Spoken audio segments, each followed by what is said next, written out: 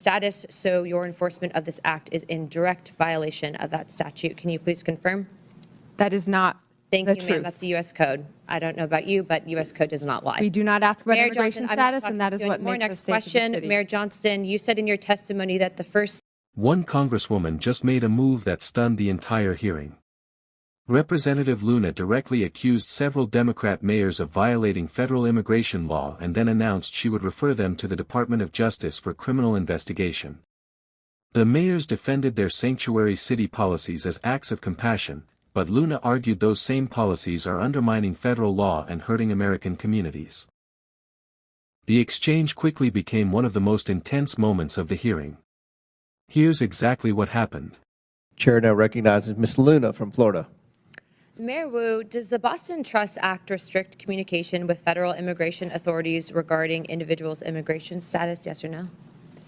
We do not collect immigration status in law enforcement. I'd just like to point out, and Mr. Chairman, if I could enter the Boston Trust Act into the record. Mr. Chairman. Without objection, so ordered. Thank you.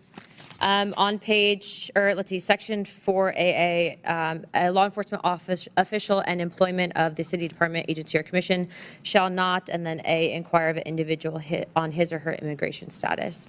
Under Title 8, U.S. Code subsection 1373 stipulates that local governments cannot prohibit or restrict communication with federal immigration authorities regarding individuals' immigration status, so your enforcement of this act is in direct violation of that statute. Can you please confirm? That is not Thank the you, truth. ma'am. That's a U.S. code. I don't know about you, but U.S. code does not lie. We do not ask about Mayor immigration Johnson, I'm not status, and that talking is to you what anymore. makes Next us safe as a question, city. Mayor Johnston, you said in your testimony that the first step you took after illegal aliens arrived was to provide them with housing. Is that correct, yes or no? Folks that were on the streets freezing to death, we gave access to shelter. Yes, we did. Thank you. Not to be rude here, but you have a good understanding of what the definition of harboring is, correct? I do. Okay. For those that might not, harboring means to knowingly or recklessly provide shelter or place to stay for an illegal alien. And according to Title 8 of U.S. Code subsection 1324, that is also a federal crime. Just to be clear, did you also say that you would be willing to go to jail to stop deportation efforts? I did say that I'd be willing to stand up for all of our residents, and the context was that was the point at which the administration was threatening to deploy the U.S. military to streets of our cities to Okay. pull kids out of schools and churches, Thank so we you. were worried about that. Thank you, Mr. Johnson. Mr. Chairman, I'd like to enter into the record an article from CBS. Without objection, so ordered. Thank you.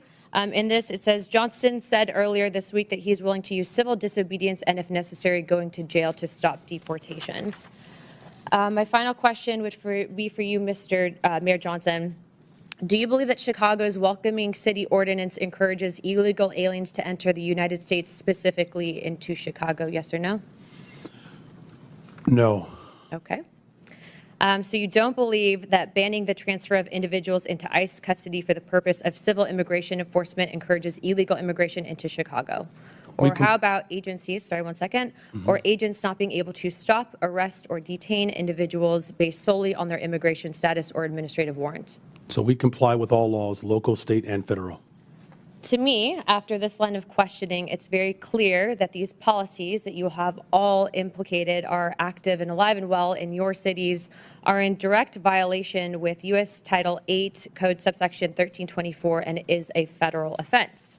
But you all speak about a broken immigration system, and yet here you guys are aiding and abetting in that entire process. I want to be very clear about something. Open border policies, which is something that you guys are talking about, hurts people on both sides, meaning the people that are coming here illegally and then American citizens as well. I do not think you guys are bad people, but I think that you are ideologically misled, which is why, unfortunately, based on your responses, I'm all going to be criminally referring you to the Department of Justice for investigation. And as soon as I leave here, these will be going over to Pam Bondi. I'm not doing that in an effort to bully you guys, but I do believe that your policies are hurting the American people, and you can make that known with the evidence that you can present to the Department of Justice. But if you guys continue doing what you're doing, you're not going to help anyone. You're going to hurt more people, and that's exactly why I'm tired of it. The American people are tired of it. And Chairman, I yield my time. Would you yield your last minute? Yes, sir.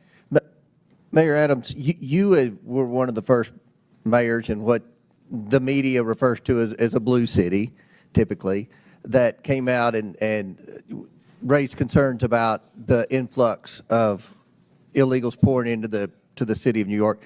Could you answer the question, what that did to New York City from a budgetary standpoint? Let's not even talk about crime or anything. Let's just talk about from a budgetary, the burden on the citizens of New York City.